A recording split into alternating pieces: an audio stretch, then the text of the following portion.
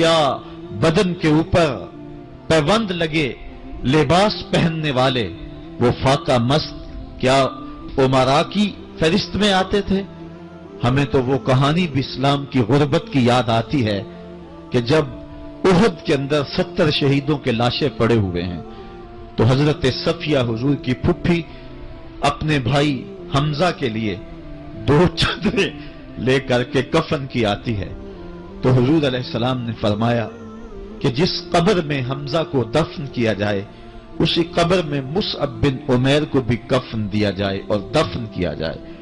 और कहा मेरे चचा के लिए उसकी जो बहन मेरी फुफ्फो जो 2 चादरें ले आई है, कहा एक चादर हम मुसअब बिन उमैर को देंगे। ये मुसअब बिन उमैर कौन है? तारीख पढ़ो, कितनी दिल आवेज तारीख है। मक्के में एक अमीर तरीन खातून है जिसके बेटे का नाम मुसअब है और वो अपने बेटे को इतना खूबसूरत लिबास पहनाती है और इतने खूबसूरत खुशबू और अतर उसको लगाती है कि मुसअब बिन उमैर जिन गलियों से गुजरते थे देर तक वो गलियां महकती रहती थी।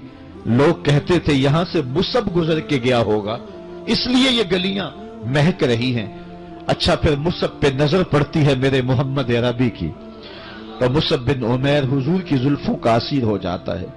मां काफिरा है, जब पता चलता है तो उसका लिबास भी छीन लेती है, सहूलतें और आसूदगियां भी वापस ले लेती है।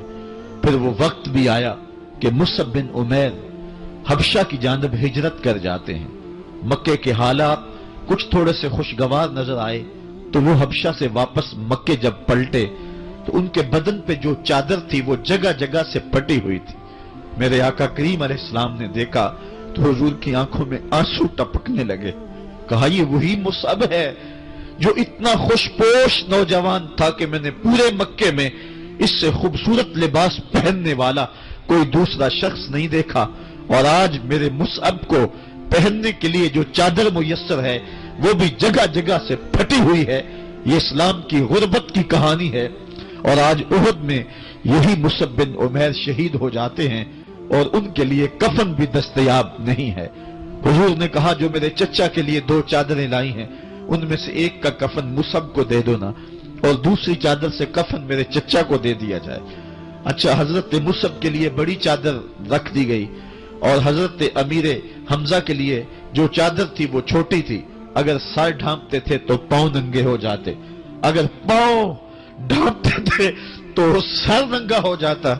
हुजूर ने फरमाया मेरे चचा का सर ढांप दो और पांव के ऊपर इज़खर नामी घास डाल दो। मैं ये इस्लाम की गुर्बत की कहानी तुम्हें सुना रहा हूं। जब मेरे रसूल के चचा के लिए पूरे कफन का टुकड़ा भी दस्तयाब नहीं था, इस्लाम उस वक्त भी इज्जत पा गया था, इस्लाम उस वक्त भी जलील नहीं था, इस्लाम उस वक्त भी सरबुलंद था और इस्लाम उस वक्त भी इज्जतों की मसनद पे था।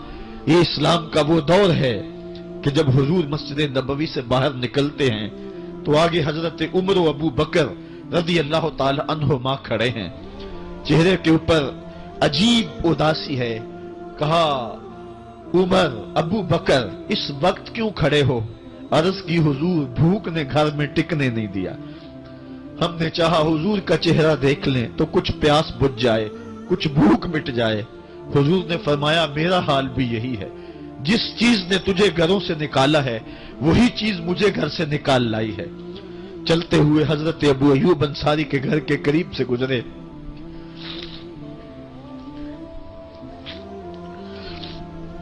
हुजूर की खुशबू पाके वो बाहर आ गए।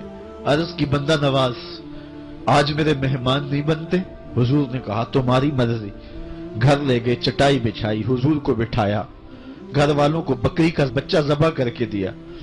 कहा जल्दी जल्दी खाना तैयार करो, मेरे आका को भूख लगी होगी।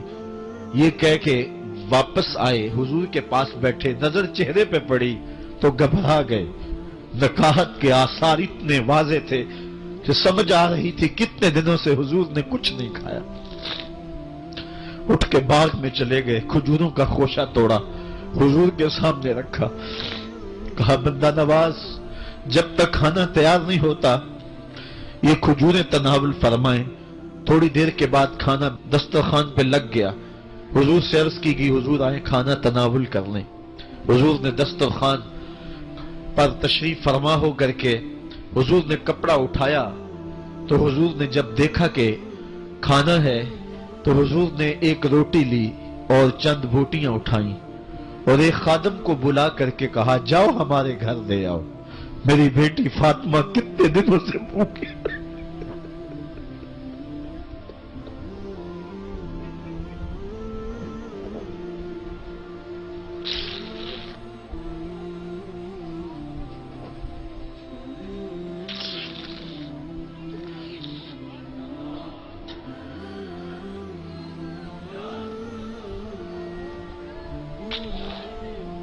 کہا جاؤ ہمارے گھر لے آؤ، میری فاطمہ کتنے دنوں سے بھوکی بیٹھی ہوئی ہے، مال کے کونین ہیں گو پاس کچھ رکھتے نہیں، دو جہاں کی نعمتیں ہیں ان کے خالی ہاتھ میں۔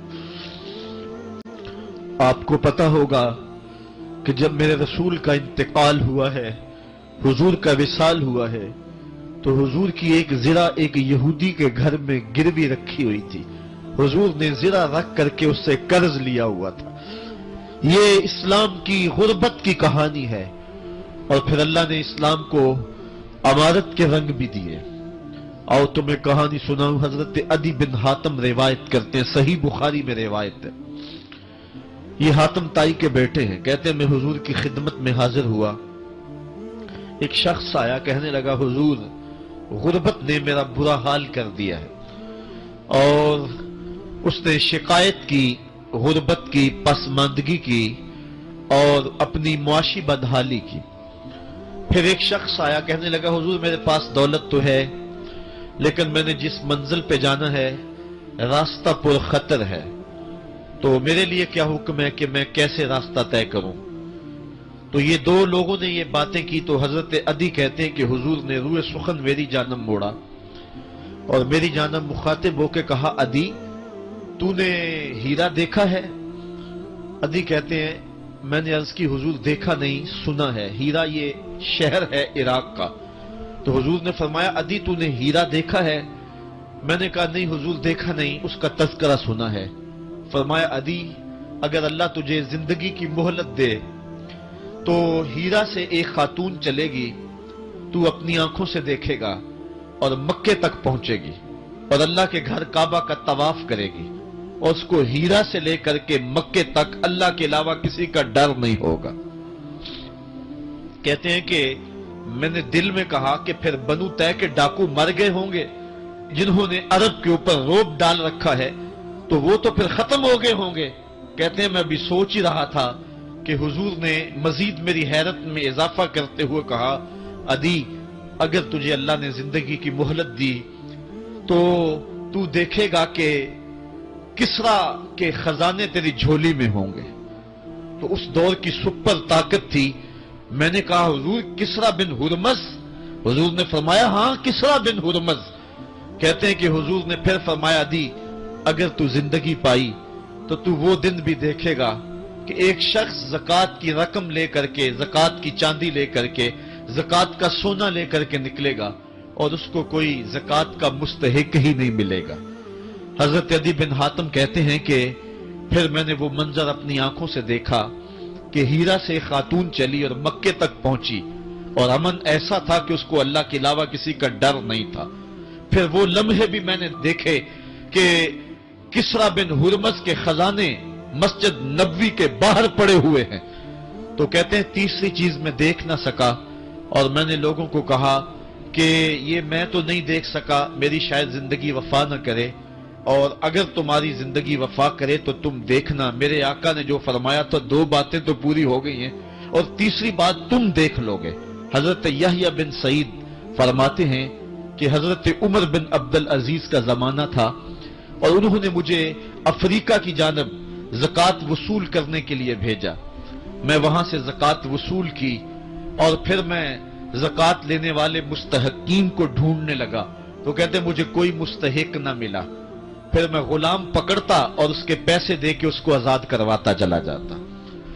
حضرت عمر بن عبدالعزیز کا زمانہ ہے کہ گورنر ہے عراق کا، وہ حضرت عمر بن عبدالعزیز کو لکھتا ہے کہ اتنی رقم ہے اس کا کیا کرنا ہے؟ तो उमर बिन अब्दुल अजीज कहते हैं रकम लेके यहां ना आना, वहां इराक के लोगों में बांट दो, जो ज़कात के मुस्तहिक हैं उनको तकसीम कर दो। तो गवर्नर लिखता है जो मुस्तहिक है उनको दे दी, अब कोई मुस्तहिक नहीं रहा तो मैं क्या करूं। तो हजरत उमर बिन अब्दुल अजीज कहते हैं जो मकरूज हैं उनका कर्ज उतार दो। तो कहते हैं कि हां कर्ज भी मैंने उतार दिया है, रकम फिर भी बच रही है, क्या करूं। तो हजरत उमर बिन अब्दुल अजीज ने फिर लिखा जो शख्स शादी करना चाहते हैं उनका हक मेहर अदा कर दो। मैंने कहा कि वो भी कर दिया है, रकम फिर भी बच गई, अब क्या करूं।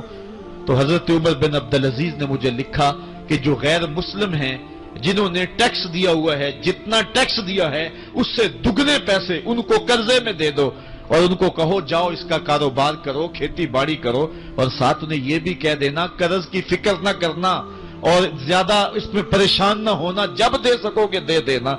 ये दौर भी फिर इस्लाम ने देखा और ये घड़ियां भी देखी, जब चिथड़े पहने हुए थे, जब पैबंद लगे लिबास पहने थे, जब पेट में डालने के लुकमा भी नहीं था, अल्लाह का दीन उस वक्त भी गालिब था। और जब गलियों के अंदर रेशम बिखरा हुआ होता था, कोई उठाने वाला नहीं था, दीन उस वक्त भी गालिब था। दीन का गालिब होना या ना होना इसका ताल्लुक जो है वो मालो दौलत से नहीं है। इकबाल कहता है कि जवाल बंदाए मोमिन का बेजरी से नहीं, मोमिन का जवाल बेजरी से नहीं है बल्कि इसका सबब कोई और है। वो सबब ढूंढना है कि हम दुनिया में रुस्वा होके क्यों रह गए, हम जमाने के सामने तमाशा क्यों बन के रह गए। आज नबी की उम्मत पूरी कायनात में रुस्वा होके क्यों रह गई। आज हमारा तमाशा देखा जा रहा है, आज भूखे कुत्तों को हमारी बेशुर बहनों के ऊपर छोड़ा जा रहा है और उसका तमाशा देखा जा रहा है। क्या हमने ये दिन भी देखने थे। हमने सुराग लगाना है। दौलत की किल्लत और कसरत ये सानवी चीजें हैं। हमने तारीख में देखा है, हम कभी माली तौर पे कमजोर थे, रुस्वा नहीं हुए हैं। माल ज्यादा हो गया, रुस्वा